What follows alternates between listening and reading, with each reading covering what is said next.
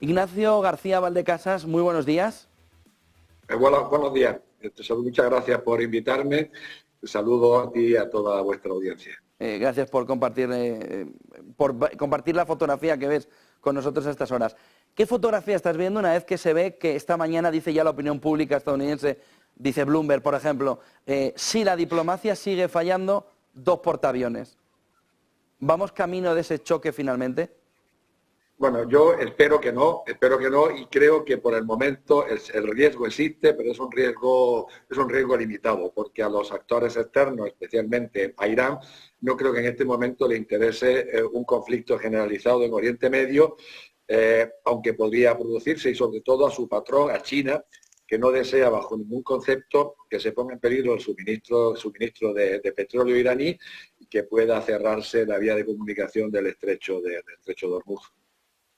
Creo que existe esa posibilidad, puesto que los ánimos se están caldeando a raíz de lo que Israel está haciendo en la Franja de Gaza. El foco se mantendrá en el norte de Israel, en el Líbano, pero creo que no se extenderá a otros países. Aunque hay quienes piensan lo contrario, que los 2 portaaviones lo que han ido ahí es a provocar. Lo que han ido los 2 portaaviones es a facilitar que el conflicto se extienda, porque en ese momento, porque desde un punto de vista u otro le interese a Estados Unidos, a Israel, provocar ahora el conflicto y no retrasarlo más, cuando quizás en el futuro ya Irán tenga un dominio absoluto de la posibilidad de fabricar bombas y armamento nuclear. Son los 2 puntos de vista que se están barajando. Ignacio, importante, si quieres vamos a ver varios temas clave alrededor de lo que está sucediendo. El primero sería la solución. Porque en esa solución, ayer Sánchez... Bueno, yo creo que la solución es el último, porque si no ponemos el conflicto en su contexto, hablar de una solución no sé si tiene mucho sentido. Sí, pero nos puede servir la solución a ver el contexto. Es decir, se está planteando que haya 2 estados y es el origen del conflicto. Es decir, porque ya se ha intentado en Camp David, ya se ha intentado en varios momentos desde 1948 llegar a esa solución de 2 estados.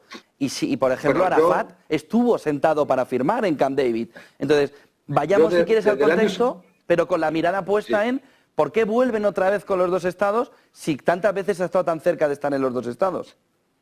Bien, yo desde que ingresé en la escuela diplomática en 1976 he visto bastantes cosas extraordinarias, y esta es una de ellas. La solución de 2 estados en teoría es la mejor. Lo que ocurre es que está muerta. La solución de 2 estados está muerta desde el momento en que la comunidad internacional permitió que a los territorios ocupados palestinos se instalaran 1 millón de colonos judíos, que hace imposible la creación de un estado palestino. Pero es que además la solución está muerta y en realidad murió cuando asesinaron a Isaac Rabin. Lo que pasa es que no nos hemos enterado y la gente se aferra a sus deseos y a de que la solución de 2 estados siga vigente.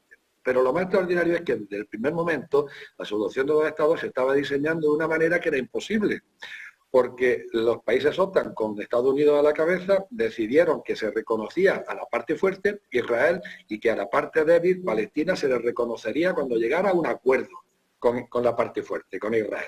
En ese caso, ¿qué interés tiene la parte fuerte en llegar a un acuerdo? No tiene ningún interés. Por lo tanto, no reconocíamos a Palestina hasta que llegaran a un acuerdo entre ellos. Sí reconocíamos a Israel, que era la parte fuerte. O sea, que ya estaba muerta desde el inicio porque era una forma de hacerse trampas al solitario. En cuanto al reconocimiento de Palestina, hubiera ayudado, yo creo que ya es demasiado tarde. El Partido Socialista Español lo tenía en su programa electoral de manera taxativa en los años anteriores a 2017, que en cuanto llegaran al gobierno reconocerían al Estado de Palestina, como hizo Suecia, con independencia de lo que hiciera la Unión Europea y sus Estados miembros. Y ahora, luego, en el 2014, el Congreso decidió una proposición no de ley que se debía reconocer al Estado de Palestina. Y todavía pues seguimos mareando la perdiz, lo cual pues la verdad es que son cosas verdaderamente extraordinarias. Por un lado, la responsabilidad de la comunidad internacional y por otro nuestra política interior. En ese entorno, Ignacio, el otro punto fundamental sería saber si ya venía de un conflicto, de una guerra de casi 100 años, cuál es el punto y sobre todo cuál es el next step que se puede tomar para evitar que el conflicto escale a nivel Oriente Medio, porque el otro punto fundamental es entender por qué todo Oriente Medio estaría implicado en el conflicto, ¿no? Ya, si no se conoce la historia, pues se puede pensar que el ataque de Hamás, que es un crimen de guerra o un atentado terrorista, según de la posición en la que habla se sitúe, o un crimen de guerra o un acto terrorista. No se entiende si no se le pone en un contexto que en realidad, en mi opinión, la guerra empezó en 1936, con la primera sublevación palestina contra el mandato británico, porque había abierto las puertas a la inmigración judía, la población judía que había pasado de un 4% a un 30% en 20 años. El problema había empezado antes, el problema había empezado cuando Europa y sobre todo el Imperio Británico decidió apoyar la creación de un hogar nacional judío y posteriormente un Estado judío en Palestina. Pero el conflicto, la guerra, la primera sublevación empieza en el año 36, que tiene como consecuencia descabezar al pueblo palestino, que se quedó sin dirigentes y sin representación política para cuando llegó el conflicto verdadero, que fue la división del país por Naciones Unidas. Todas las guerras que ha habido entonces tienen un hilo conductor, tienen el mismo hilo conductor, y esta última pues también. Es un contexto de un enfrentamiento producto de la creación del Estado de Israel y del enfrentamiento de Palestina, que no aceptó al principio la creación del Estado de Palestina, y cuando ya lo aceptó ya era demasiado tarde para llegar a una solución. El otro debate fundamental de los últimos días es cómo puede ser que Israel no supiera, y su inteligencia, su departamento de inteligencia, no hubieran encontrado que se iba a producir el ataque. Si lo sabía, si no lo sabía, en ese debate han pedido perdón ya. Saben que hay una parte de inteligencia hacia afuera, una parte de inteligencia hacia adentro, Mossad, la inteligencia interior. ¿Cómo podía ser que Israel no tuviera esa información de que iba a ser atacada? Aquí hay que distinguir con mucho cuidado entre los hechos, lo que sabemos, y lo que presuponemos o analizamos. Lo que sabemos es que los egipcios, el gobierno egipcio ha anunciado públicamente, ha comunicado públicamente que informó a los servicios secretos israelíes de que iba a haber un ataque de Hamás. También sabemos que el presidente del Comité de Relaciones Exteriores del Congreso americano incide en la misma tendencia, que hubo información a los servicios secretos israelíes. También sabemos que los servicios secretos israelíes han pedido disculpas y han reconocido que hubo un fallo de inteligencia. Eso es lo que sabemos. Y luego yo presupongo, lo doy por hecho, que los operativos en el terreno de los servicios secretos israelíes estaban plenamente informados. Por lo tanto, con las tres cosas que sabemos y con lo que presuponemos, podemos llegar a la conclusión que los servicios secretos israelíes tenían alguna información. Pero claro, como dice el profesor Mearsheimer, no es lo mismo que los egipcios digan va a haber un ataque de Hamás, en cuyo caso los israelíes pueden pensar pues, que una noche van a tirar 5 cohetes, como era la costumbre, o los egipcios dijeron, mira, se están preparando para un ataque por mar, tierra y aire, varios miles de milicianos armados hasta los dientes por parte de Hamás. Pero en fin, en todo caso, la información llegó, la información debió subir, porque los servicios secretos la información siempre sube, un momento en que se analiza hasta dónde subió, hasta dónde llegó, ahí es donde no se sabe, y si llegó a nivel político, si llegó a la cúpula, lo que no se sabe, y no creo que se sepa a corto plazo y que quizás los historiadores lo sepan. Lo que también es curioso y conviene señalar es que ese fallo de inteligencia, reconocido por la parte israelí, tiene una serie de coincidencias extraordinarias. Una, que no hubiera patrullas navales en las aguas de Gaza, que las había continuamente. Yo he estado allí, yo he cruzado a la franja de Gaza varias veces y he visto cómo los pescadores palestinos que pasaban de las 3 millas o de las 15 millas, según los días que el régimen cambiaba, enseguida recibían fuego real por parte de las patrulleras israelíes. Esa noche, esa madrugada, no había patrulleras israelíes en las aguas de Gaza, no había patrullas vigilando la verja, que yo también las he visto, que las patrullas eran constantes, y cuando se destruyeron los medios electrónicos de vigilancia, se supongo que habría una reacción inmediata por parte de los que están controlando esos medios en las pantallas en el centro de control. Lo supongo, pero es cierto que las fuerzas israelíes tardaron 6 horas en reaccionar. Entonces hay toda una serie de contradicciones que permiten a algunos especular. Yo desde luego no me gusta especular y me gusta hablar sobre los hechos, sobre lo que tenemos, pero que desde luego hubo un fallo de inteligencia, está claro. ¿Quién de las dos partes necesita más que se acabe la guerra? ¿Cuál es la amenaza de escalada real si es que se puede entender, antes de que estalle un conflicto que pueda afectar a todo Oriente Medio, y sobre todo, ¿cuál de las dos partes debería estar empujando más a que desescale? Se está viendo a Biden, sobre todo, hacer esfuerzos extraordinarios, pero también se ha visto a Putin hablar con todos los países que están en Oriente Medio, intentando calmarles también para lo que está sucediendo. ¿Cuál es la amenaza de escalada que se pueda ver o que se pueda prever desde antes del estallido del conflicto en Oriente Medio? Y sobre todo, ¿cuál de las partes tiene necesidad mayor de que esto pare? Hace casi 100 años el conflicto bélico empezó por la irresponsabilidad de la comunidad internacional y siempre es la irresponsabilidad de las grandes potencias, como ya he señalado antes. Durante todo este tiempo, hasta desde 1919 que se establece el mandato británico hasta ahora, el conflicto se ha ido pudriendo precisamente por la responsabilidad de la comunidad internacional y en concreto de las dos grandes potencias del momento, el Imperio Británico primero y Estados Unidos después. Y ahora mismo vemos esa responsabilidad, cuando en el Consejo de Seguridad el secretario general, la delegación rusa o la delegación brasileña propone un alto el fuego inmediato con carácter humanitario.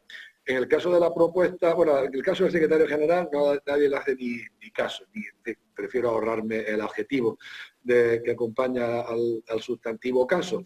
En el caso de la propuesta rusa fue vetada por Francia, el Reino Unido y por Estados Unidos porque no condenaba la actuación de Hamás. Cuando se está pidiendo un alto el fuego, entonces habría que hacer una redacción para ver si se condena esto, si se condena lo otro. Y luego finalmente la propuesta brasileña, que ya era más modesta, que no quería un alto el fuego, sino una simple pausa humanitaria, fue vetada en el Consejo de Seguridad por Estados Unidos.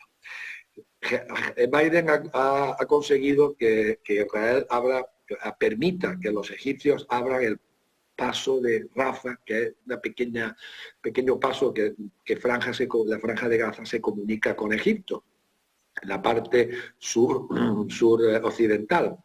Y eso ha sido, yo creo que algo positivo, pero debería irse rápidamente un alto el fuego. A la parte que más le conviene el alto el fuego en este momento es lógicamente a la parte palestina, puesto que están muriendo miles de personas, la mitad de los cuales niños. Según Save the Children ayer en televisión española, más de la mitad de los muertos son niños y ya van cerca de 2.000 niños muertos por los ataques aéreos israelíes, que en los 6 primeros días conviene recordar que tiraron 6.000 bombas teledirigidas de precisión, 6.000 al día.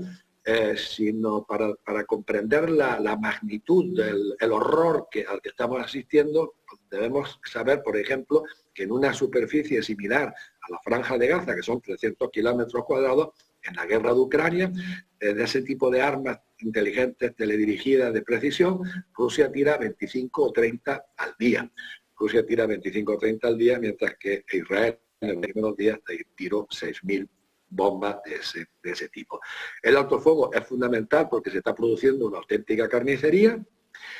No va a haber perdonadme que os sea sincero, yo soy un pesimista que según algunos definen como un realista bien informado, no creo que vaya a haber solución al conflicto a corto ni a medio plazo. La comunidad internacional y las potencias lo que tienen que hacer es obligar a las partes a hacer una administración más o menos razonable del conflicto para que sufran lo menos posible los inocentes, la población civil y especialmente las mujeres, las madres y los niños. Pidió ayer a Netanyahu que evitara la rabia posterior a lo que ha sucedido y que evite errores cometidos por Estados Unidos tras el 11S. ¿A qué errores se refiere y sobre todo ese mensaje? Pues, no sé si te ha llamado la atención. Sí, me ha llamado la atención, pero la verdad es que no sé a qué errores se refiere. Hombre, los errores dramáticos que estamos todavía pagando, por un lado fue la invasión de Irak, que ha sido terrible, y se nos olvida la invasión de Irak cuando hacemos el análisis de la invasión de Rusia de Ucrania. La invasión de Irak con los centenares de miles de muertos, la destrucción de un país, la destrucción de un Estado, sí, y que luego además no era falso, como ya dijeron los especialistas de la Agencia Internacional de Energía y los observadores internacionales con aquel sueco enfrente, creo que se llamaba Flick, que no había armas de destrucción masiva, como luego se demostró que no había armas de destrucción masiva, y cuando Tony Blair y Bush nos aseguraron que podían estar disponibles en 45 minutos y tirárnoslas a todos en Europa y en Oriente Medio. Y en Afganistán, pues los errores, yo creo que ha sido un continuo error. que ha sido un continuo error desde el inicio, que tenían que haber protegido al único líder opositor, ya me falla la memoria, el líder opositor que estaba refugiado en el norte de Afganistán, que era la única fuerza que estaba haciendo frente a los talibanes y lo dejaron que lo asesinaran los talibanes. Yo creo que a partir de ahí toda la intervención norteamericana en Afganistán ha sido un puro error o una sucesión continua de errores. Y claro, pues han tenido que irse con el rabo entre las piernas, como ya les ocurrió en otras ocasiones, como le ocurrió en Vietnam. Entonces, no sé exactamente a qué errores se refiere el presidente Biden, pero desde luego se puede, los que no tenemos el conocimiento exacto de lo que se refería, y la opinión pública hay un amplio abanico de donde elegir múltiples errores, tanto en Irak como en Afganistán. Muchísimas gracias por acompañarnos. Ignacio García Valdecasas ha sido cónsul general de España en Jerusalén y embajador también de España en Rusia. Ha sido un placer poder conversar contigo, con usted. Sí, fui encargado de negocios y ministro consejero. Yo fui embajador en Paraguay, en Chipre, y representante en Palestina, no embajador, porque no reconocemos, somos de los pocos países que no reconocemos a Palestina junto con el resto de los Estados miembros de la Alianza Atlántica, de la Unión Europea y de sus socios, aliados y países candidatos, con la excepción de Suecia, que sí lo reconoció a pesar de que no hubiera una decisión común por parte de la Unión Europea. Don Ignacio, buen día y buen negocio. Muchas gracias. Muchas gracias a vosotros, a vuestra disposición. Son las